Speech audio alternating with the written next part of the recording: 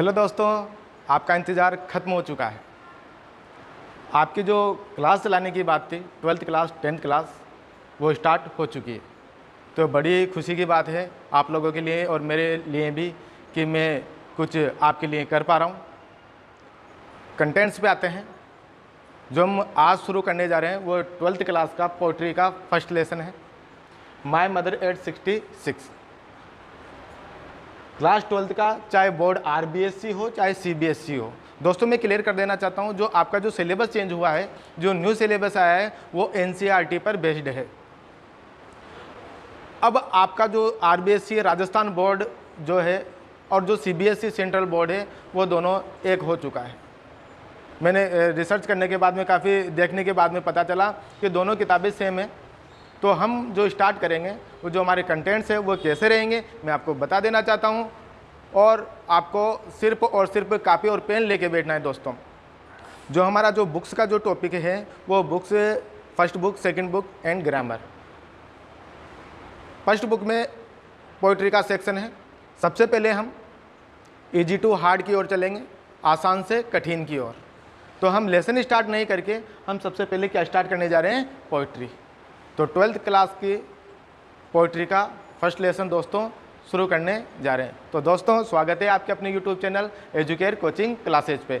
तो मैं आपसे कहना है ये चाहूँगा, आप जो नए हैं, नए स्टूडेंट जो चैनल पे आए वो सब्सक्राइब करें, पुराने लाइक करें एंड शेयर करें, ताकि ऐसी ही वीडियो पूरा जो आपका सेशन है वो वैसे ही चलेगा शानदार तरीके से। अब इसमें क्या क्या पढ़ाने वाला हूँ मैं आपको एक बार क्लियर कर देना चाहता हूँ।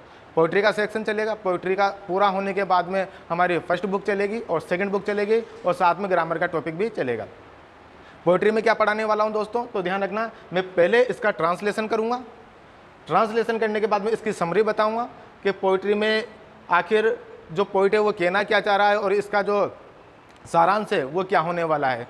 लाइन बाय लाइन बताऊँगा मैं। जब ये पोइट्री फिनिश हो जाएगी तो एक वीडियो तो बनेगा हमारा पोइट्री का एक्सप्लेनेशन पर, व्याख्या पर। एक वीडियो बनेगा प्रत्येक पोइट्री के क्वेश्चन एंड आंसर पर। तो दोस्तों प्रत्येक पोइट्री के कितने वीडियो हो गए, 2 वीडियो हो गए। और क्वेश्चन इस प्रकार से कराऊंगा मैं आपको कि एक भी क्वेश्चन आपका आउट नहीं जाएगा। तो ये चीज़ आप अनुभव भी कर लोगे। तो ये चीज़ तो आपके सामने आने के बाद ही आप बताओगे कि सर ने अच्छा पढ़ाया या फिर एवरेज पढ़ाया या बुरा पढ़ाया। तो दोस्तों चलते हैं हम किस पर, 12th क्लास की राजस्थान बोर्ड हो सेंट्रल बोर्ड हो, उसकी पहली कविता माय मदर एट 66। तो स्टार्ट कर। मेरी माँ 66 साल की, 66 ईयर की मेरी माँ। इसमें दोस्तों जो पोइट है कमला दास, यह अपनी माँ के प्रति जो संवेदना व्यक्त करती है, जो मार्मिक जो दृश्य हैं माँ और बेटी के बिछड़ने का, कि किस प्रकार से एक बेटी अपनी माँ से जो दूर रहती है उसकी जो मनोदशा होती है, और एक बेटी का माँ के प्रति क्या दृष्टिकोण होता है जब वो अलग होते हैं। तो ये सारी चीज़ किस में दर्शाई गई है, हमारी इस कविता में, जिसका नाम है माय मदर एट 66। तो ये जितना भी सारांश है हम कविता के माध्यम से जानेंगे। तो let's start. About poet Kamala Das, इसका जो जीवन काल रहा है 1934 से 2009। Was born in Kerala, Malabar एक जगह है केरला में, वहाँ पर इनका जन्म हुआ था। तो आपका जो 12th क्लास की जो पोइट्री है दोस्तों, उसमें 4 नंबर का तो स्टेंजा आएगा। स्टेंजा का मतलब है ये 4 लाइनें आ जाएंगी, ये 4 लाइनें आ जाएंगी, कोई सी भी 4 या 5 लाइनें आ जाएंगी और उनके क्वेश्चन नीचे आएंगे, और उन क्वेश्चन का आंसर हमें किस में से देख के करना है, स्टेंजा में। एक तो ये पार्ट आएगा। दूसरा पार्ट आएगा 6 नंबर का, 6 नंबर का, वो आएंगे दोस्तों क्वेश्चन और आंसर। तो समझ में आ गया होगा। स्टार्ट करते हैं। Driving from my parents home to Cochin last Friday morning. Driving का मतलब कार चलाना, गाड़ी चलाना, जो भी व्हीकल है। गाड़ी चलाते हुए, कहाँ से, माई पेरेंट्स होम, मेरे माता पिता के घर से गाड़ी चलाते हुए। देखो प्रत्येक लाइन का मैं अच्छे से ट्रांसलेशन करूँगा, तो आप भी ध्यान से या तो कॉपी रख लेना, क्योंकि आपको इनका ट्रांसलेशन करने के लिए मीनिंग तो याद होना ज़रूरी है। तो वो कॉपी में लिखते रहना, और अच्छे से अगर ट्रांसलेशन हो गया तो दोस्तों ये तो आपसे प्रॉमिस है कि आप जो क्वेश्चन आंसर करोगे ना, बड़ा मज़ा आने वाला है, इसमें बड़ा इंटरेस्टिंग वीडियो होने वाला है। तो पढ़ते हैं। Driving from my parents home, गाड़ी चलाते हुए जो पोइट है, जो कमला दास है, वो गाड़ी चला रही है कहाँ से? माय पेरेंट्स होम, मेरे माता पिता के घर से गाड़ी चलाते हुए कहाँ जा रही है वो? टू कोचिन। कोचिन केरला में एक जगह का नाम है। लास्ट फ्राइडे मॉर्निंग, पिछले शुक्रवार की सुबह। तो शुक्रवार की सुबह वो कहाँ जा रही है? उसके माता पिता के घर से कोचिन जा रही है। अब कोचिन क्या है? कोचिन में एक हवाई अड्डा है जहाँ से वो रवानगी लेगी, अपने माता पिता के घर से गाड़ी से जा रही है। और कहाँ जा रही है? कोचिन। कब? लास्ट फ्राइडे मॉर्निंग को। तो पिछले शुक्रवार की सुबह कोचिन को जा रही है। कहाँ पर? उसके माता पिता के घर से गाड़ी चलाते हुए। तो दोस्तों आई होप ये स्टेंजा समझ में आ गया होगा। आगे चलते हैं। आयसा, जहाँ पर ये प्रोनाउन जो आ रहा है माई, आई, ये सब किसके लिए आ रहा है? पोइट के लिए। किसके लिए आ रहा है? कमला दास के लिए। तो ध्यान रखना, ये अपना ही वृत्तांत बता रही है यहाँ पर कि मैं अपने माँ से कैसे दूर हो रही हूँ। आयसा माई मदर। आयसा जब वो गाड़ी में जा रही तो क्या देखती हो? आयसा मैं देखती हूँ माई मदर्स, मेरी माँ को। मैं देखती हूँ मेरी माँ को बिसाइड मी, बगल में बैठे हुए। देखो पोइट में जब कविता आती है तो एक हिंदी में एक टॉपिक चलता है सप्रसंग व्याख्या कीजिए। कविता एक ऐसी चीज़ होती है जो 2 लाइनों को 10 लाइनों में तब्दील करना पड़ता है, बड़ा चढ़ा के करना पड़ता है, भावार्थ बताना पड़ता है। तो हमें भी क्या होगा इंग्लिश में जो सब, अब जैसे बिसाइड मी, मेरी बगल में, बैठी हुई का नहीं है तो हमें लगाना पड़ेगा। आयसा मैंने देखा माय मदर, मेरी माँ को बिसाइड मी, मेरी बगल में बैठे हुए। गाड़ी में जा रहे हैं, माँ बूढ़ी माँ है, 66 उसकी उम्र है, वो गाड़ी में बगल में बैठी हुई है सीट पर और उसकी ओर देखती है। अब माँ का जो क्वेश्चन भी बनेगा, जो माँ का जो मनोदशा है उस टाइम पर जो दशा है उसका वर्णन कीजिए। तो माँ कैसे बैठी हुई? डज। डज का मतलब होता है ऊँघते हुए, क्योंकि बूढ़े व्यक्ति जो होते हैं वो ऐसे झटके खाते रहते हैं जब भी कोई यात्रा करते हैं या फिर अकेले में बैठे रहते हैं। तो उसकी माँ की जो मनोदशा है वो कैसी है? डज, मतलब ऊँघ रही है। ओपन माउथ हेड, ध्यान रखना, मुंह खोलकर। जैसे आपने शेक्सपियर की जो कविता है 7 स्टेज ऑफ ए मैन, एक आदमी की 7 अवस्था हैं, उसमें क्या होता है, जो बूढ़ा आदमी होता है उसमें बताया गया था कि जो वृद्ध व्यक्ति होता है, old man, very old man, वो नाकों में से सीटियों की आवाज़ आने लग जाती है, खर्राटे आने लग जाते हैं, मुंह खुला हुआ रहता है। और कोई सा भी आश्चर्यचकित करने वाला जो दृश्य होता है ना, उसको भी बहुत ज़्यादा जो बूढ़े व्यक्ति होते हैं मुंह खोल कर देखते हैं। तो ऊँघ रही है उसकी माँ, मुंह खुला हुआ है। हर फेस, उसका चेहरा, ashen like that of a corpse. उसका चेहरा एशन, एशन का मतलब होता है पीला पड़ना। क्या होता है? पीला पड़ना, फीका पड़ना, पीला पड़ना, रंगहीन होना, इसका मतलब होता है। तो हम यहाँ पर करेंगे एशन यानी पीला। उसका चेहरा पीला हो गया था, किसकी तरह? लाइक की तरह, that of a corpse. Corpse का मतलब होता है दोस्तों लाश, जो निर्जीव चीज़ होती है, निर्जीव जीव होता है, या जो किसी व्यक्ति की लाश होती है उसको कॉप्स कहते हैं। देखो भाई, उसका चेहरा पीला पड़ गया था, like that of a corpse, एक लाश की तरह। तो जो एक लाश होती है उसका जो कलर है, जो त्वचा का जो रंग है वो हल्का पीला सा ऐसा हो जाता है, मतलब थोड़ा थोड़ा रंग उसका फेड हो जाता है। अब देखिए फिर वापस से बता रहा हूँ, मैंने मेरी माँ को देखा। कहाँ देखा भाई? बताइए। बिसाइड मी, मेरी बगल में। क्या कर रही थी? ऊँघ रही थी। क्या कर रही थी? ऊँघ रही थी। ओपन माउथेड, मुंह खोलकर। हर फेस एशियन, उसका चेहरा एशियन हो गया था, पीला पड़ गया था, like that of a corpse, एक लाश की तरह। तो यहाँ पर एक जो उसके चेहरे की जो तुलना है किससे कर दी गई? एक लाश से। तो ये क्वेश्चन बन सकता है, छोटे छोटे क्वेश्चन आएंगे, मैं आपको सारी चीज़ करवाऊंगा। एंड रिलाइड विद पेन, और महसूस किया। कमला दास ने क्या महसूस किया? विद पेन, दर्द, कष्ट, दुख महसूस किया। क्यों महसूस किया? कि सी वाज एज ओल्ड, वह उतनी बूढ़ी हो गई है, एज सी लुक्ड, जितनी वह दिखाई दे रही है। वो उतनी बूढ़ी हो गई है जितनी कि वह दिखाई दे रही है। तो देखते के साथ ही अपने बूढ़े माँ बाप होते हैं तो हो जाते हैं, तो उनको देखकर कभी ध्यान से देखना, उनके चेहरों पे झुर्रियाँ पड़ जाती है समय के साथ साथ, वो उनको दिखाई देना कम हो जाता है, वो किसी ख्यालों में डूबे रहते हैं। तो उनको देखकर थोड़ा सा दुख ये होता है कि हाँ, इनकी अवस्था बढ़ती हुई जा रही है। और जो उनका जो वर्णन है वो किया है रिलाइज्ड, और उसे महसूस हुआ दर्द कि वो उतनी बूढ़ी हो गई है जितनी कि वो दिखाई दे रही है। बट सुन, किंतु शीघ्र ही। अब देखो, जीना और मरना, सुख और दुख एक साथ चलते रहते हैं। तो क्या किया? बट सुन, किंतु शीघ्र। Put that thought away. देखो पुट फ्रेज है, अवे पुट अवे का मतलब होता है दूर करना। क्या होता है? दूर करना। पुट अवे दूर कर दिया, किंतु शीघ्र ही दूर कर दिया किस चीज को? थॉट को, विचारों को। जो नेगेटिव जो थॉट आ रहे थे, जो नकारात्मक विचार आ रहे थे कमला दास के जहन में, माँ को लेकर के बूढ़ी हो गई है, कब क्या पता क्या इसकी डेथ हो जाए, मेरे जाने के बाद में इसकी मृत्यु हो जाए, ये बीमार हो जाए। तो उस विचार को क्या कर दिया? किंतु शीघ्र ही पुट दूर कर दिया दैट थॉट, उस विचार को। एंड लुक्ड आउट, और बाहर देखा। और बाहर देखा, जब किसी गाड़ी से ट्रेवलिंग करते हैं, चाहे बस हो, चाहे ट्रेन हो, चाहे कार हो, तो क्या होता है? वो दृश्य यहाँ पर बताया जा रहा है।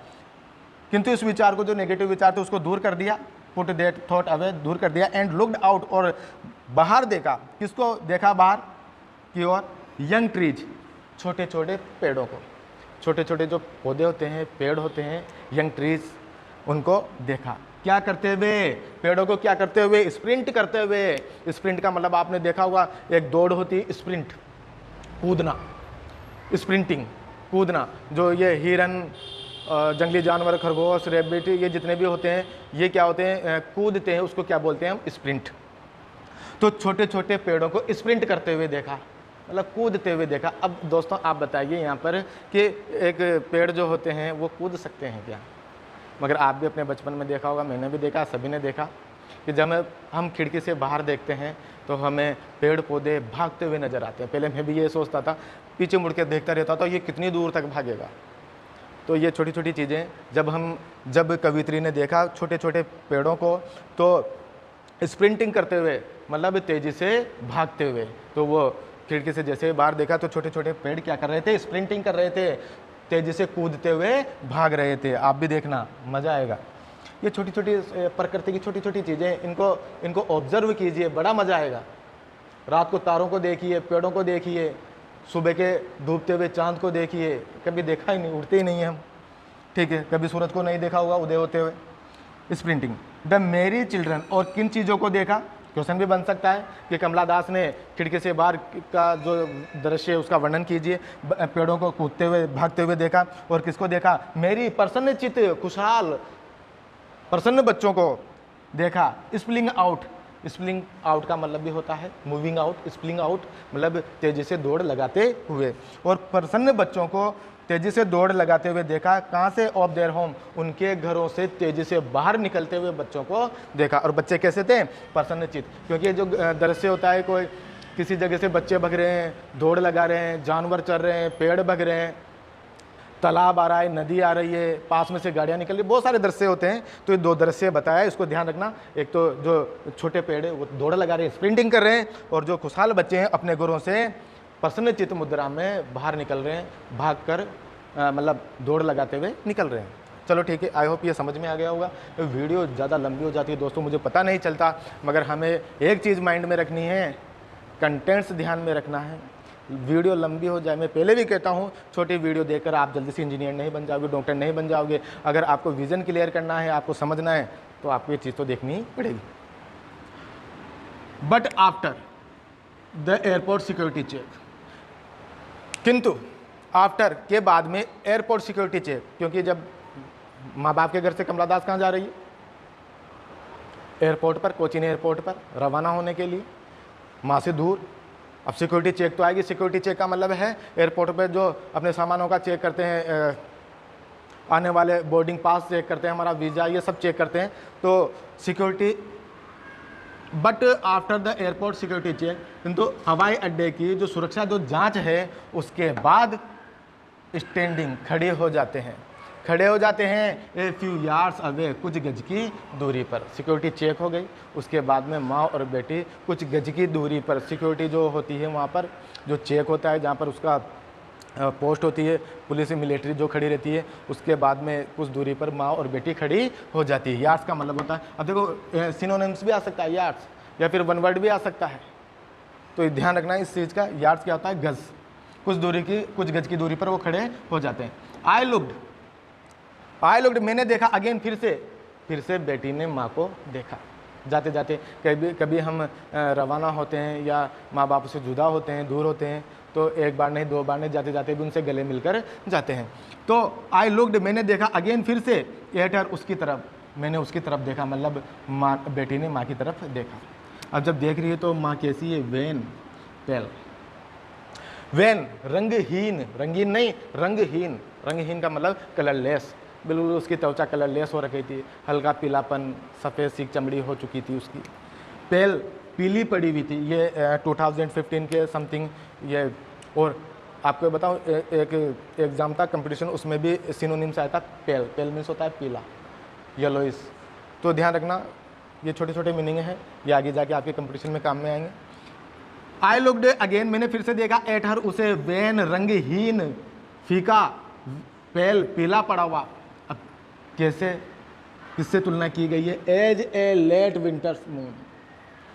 मैंने उसकी ओर देखा, मतलब उसके चेहरे की तरफ देखा, माँ के चेहरे की तरफ, और वो माँ का चेहरा कैसा था, वेन रंगहीन पीला, as a late winter's moon, जैसे कि गुजरती हुई, लेट यानी गुजरना, बीता हुआ, जैसे कि गुजरता हुआ विंटर्स मून हो, शरद ऋतु का चंद्रमा हो, शरद ऋतु का चंद्रमा हो। तो क्वेश्चन ये बनेगा, माँ के चेहरे की तुलना किससे की गई, जैसे कि गुजरता हुआ विंटर्स मून हो, शरद ऋतु का चंद्रमा हो। कभी कभी देखा है आपने शरद ऋतु में, या कभी जब हम 4 बजे उठते हैं या 5 बजे उठते हैं, देखा होगा वेस्ट साइड में जो आपका पश्चिम जो दिशा है, उसमें चांद दिखाई देता है, बड़ा गोलाकार चांद दिखाई देता है, वो डूबता सा नजर आता है, हल्का हल्का पीलापन रहता है उसमें। तो उससे माँ के चेहरे की तुलना की गई है, क्योंकि माँ का चेहरा भी ढलान की ओर था, और जो विंटर्स जो मून था, लेट विंटर्स मून, गुजरता हुआ शरद ऋतु का जो चंद्रमा था, वो भी ढलान की ओर था। कुछ समय बाद वो चांद भी ढल जाएगा, छिप जाएगा, और माँ भी कुछ समय बाद में छिप जाएगी। दोस्तों, ये मार्मिक वर्णन है चेहरे का। एंड फेल्ट, और महसूस किया, दैट ऑल्ड फेमिलियर एक, और महसूस किया वही पुराना, फेमिलियर जाना पहचाना एक दर्द, वही जाना पहचाना दर्द महसूस किया। अब जाना पहचाना दर्द कौन सा, माई चाइल्डहुड फियर, मेरा बचपन का डर, हमेशा उसका बचपन, क्योंकि वो हमेशा माँ से दूर रही थी, माँ से बिछड़ने का दर्द, माँ से दूर होने का जो दर्द था, जो दुख था, वही जाना पहचाना दर्द महसूस किया वही जाना पहचाना फेमिलियर चिर परिचित दर्द महसूस किया, माई चाइल्डहुड फियर, मेरे बचपन के डर को वापस से महसूस किया। बट किंतु, आल आई सेड, किंतु बट आल का मतलब है इतना ही, यहाँ पर भी आ रहा है ऑल, बट ऑल, किंतु इतना ही, आई सेड मैंने कहा, किंतु इतना ही मैंने कहा, सी यू सुन अम्मा, सी यू सुन फिर मिलेंगे, कहते ना, see you again, see you soon. मैंने केवल इतना ही कहा, या इतना ही कह सकी, सी यू सुन अम्मा, कि फिर मिलेंगे अम्मा। अम्मा दोस्तों, जो हमारा जो साउथ साइड है, दक्षिण एरिया है भारत का, दक्षिण भारत है, उसमें माँ को तो अम्मा और पापा को अप्पा कहते हैं। तो ध्यान रखना, चाहे रिलीजन कोई सा भी हो। मैंने इतना ही कहा, सी यू सुन अम्मा, फिर मिलेंगे अम्मा। ऑल आई डिड वाज, और मैंने इतना ही किया, जो मैं इतना ही कर सकी। ऑल आई डिड, जो मैंने किया वो था, स्माइल एंड, केवल मैं मुस्कुरा सकी और मुस्कुरा सकी। इस प्रकार उसने जो विदा ली कमला दास ने माँ से, वो अपने दिल में दर्द को छुपाते हुए, चेहरे पे मुस्कान लाते हुए माँ को क्या कहा, फिर मिलेंगे माँ, फिर मिलेंगे माँ, मुस्कुराहट के साथ। तो दोस्तों, ये मैंने एक्सप्लेनेशन किया है, व्याख्या की है। आई होप आपको लाइन बाय लाइन बताइए मैंने। अगर आपको समझ में आया होगा तो कमेंट के माध्यम से ज़रूर बताएं। दोस्तों, काफ़ी मेहनत करनी पड़ती है, आप इसमें मेरा कोई स्वार्थ नहीं है। तो ध्यान रखना दोस्तों, ये थोड़ा सा इमोशनल वर्ड यूज़ कर रहा हूँ मैं। सब्सक्राइब तो ज़रूर करना, ताकि और भी लोगों को, और भी स्टूडेंट्स को ये वीडियो पहुंच सके। तो अगर मेरी मेहनत आपको अगर वास्तव में सही लग रही है तो चैनल को सब्सक्राइब ज़रूर करें, और वीडियो को अपने दोस्तों को, अपने फ्रेंड्स ग्रुप में, एजुकेशन ग्रुप में ज़रूर पहुंचाएं। तो ऐसी वीडियो आपको मिलती रहेगी। कल का जो वीडियो होगा, अगला जो वीडियो होगा, नेक्स्ट वीडियो, इससे क्वेश्चन संबंधित होगा, क्वेश्चन आंसर संबंधित। अब देखो, 2 वीडियो में आपका एक पोइट्री का लेसन फिनिश हो रहा है। और दोस्तों, कल मैं यहाँ तक बताऊंगा कौन सा क्वेश्चन कौन से सन में आया है, कौन सा आ चुका है और कौन सा आएगा और उसकी संभावना क्या है। ये सब मैं चीज़ आपको बोर्ड पे बताऊँ। तो ठीक है दोस्तों, मिलते हैं नेक्स्ट वीडियो में। धन्यवाद।